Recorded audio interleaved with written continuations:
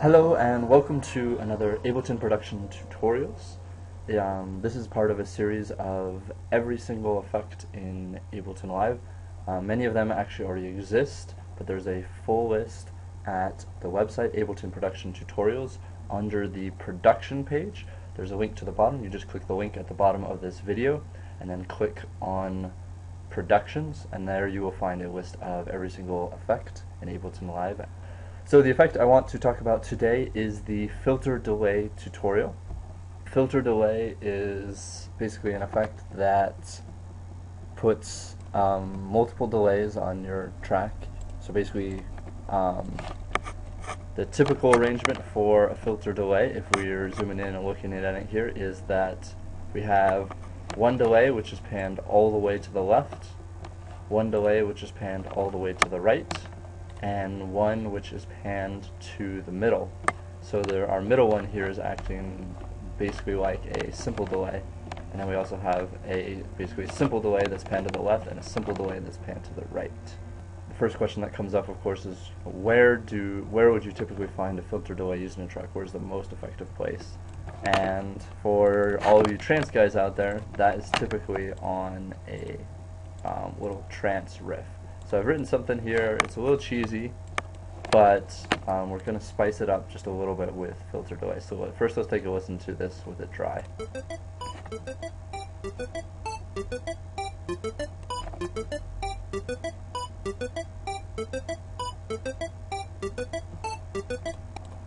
So as you can hear, it's not too interesting, and one thing is that it absolutely does not sound very big. It sounds, this is it, totally dry, totally uninteresting.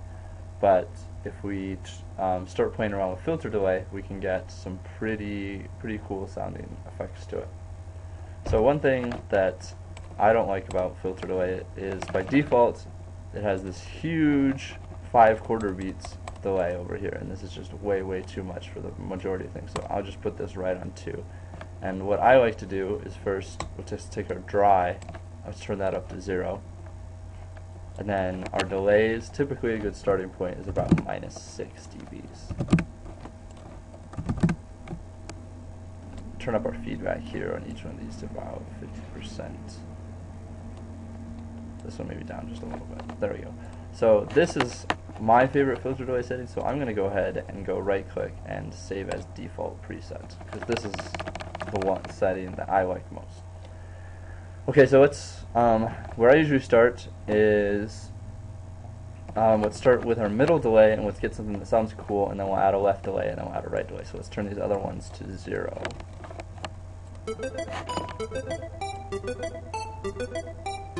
And then, I mean, this sounds like way too much.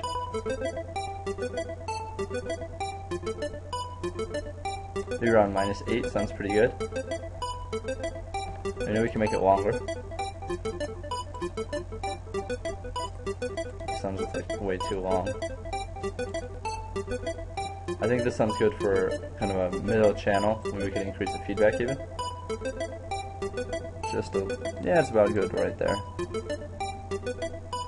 And we want to leave this not too wet, because like I said, we're going to be adding 2 other delays here. So then let's start working with our left channel here.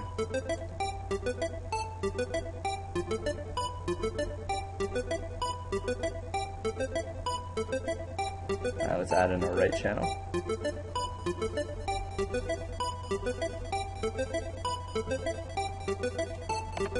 And maybe what's cool is with this too, we can play with the frequency.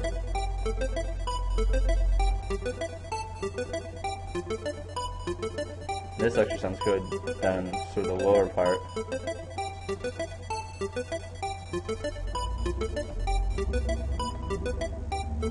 I quite like that with this part. Some high frequency there on the right. Maybe notch that center one down just a little bit.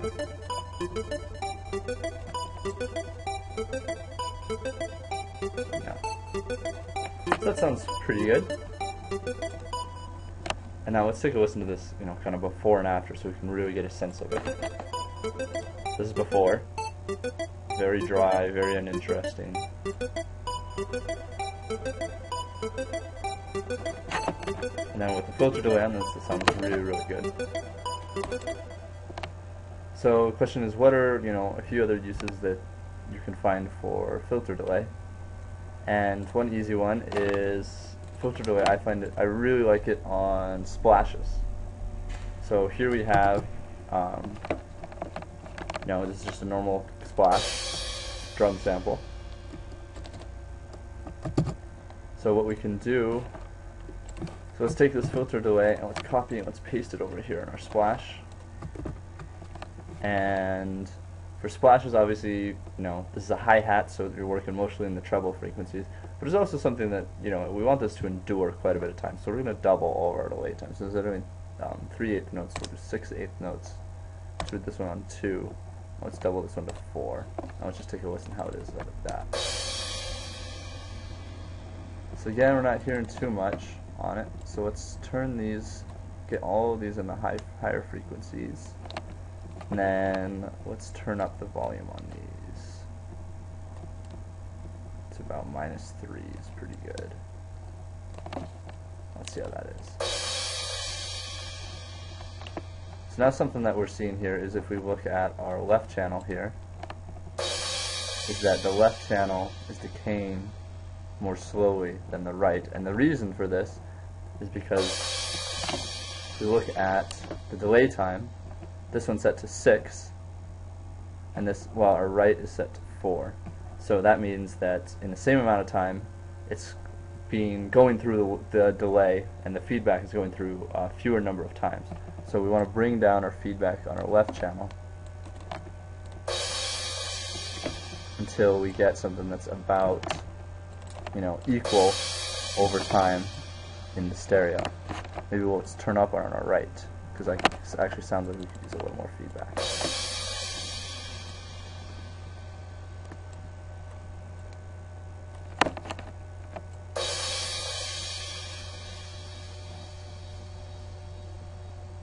That sounds pretty good. Let's try this again. Yeah, it sounds pretty good. And then that is actually on the left first, it's louder, and then on the right, as we die down. And this is something that I do, is I try and keep things, when I'm starting out in a track, I try and keep them equal in the stereo spectrum, I guess if you want to call it, so that the left and the right channels are about as loud. And then once I actually get into the production, sort of like final mixdown stages, when I'll start panning things to the left or to the right. But at least initially I like to keep things equal, and I think it's a good methodology to work with filter to delay, at least starting out. So what we've done is we've taken our splash, and then if we take this off, we can really notice it. It's more interesting with the filter delay on there. And then one thing that is cool is if we have sidechain compression, which I've done with this effects send, and I'm going to post a separate tutorial about how to do sidechain compression with an effects chain send. So look on my YouTube channel for that. But so if we add now sidechain compression,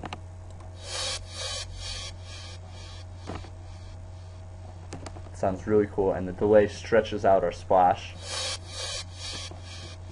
So we turn that off, it's not nearly so interesting. Let's listen to it without.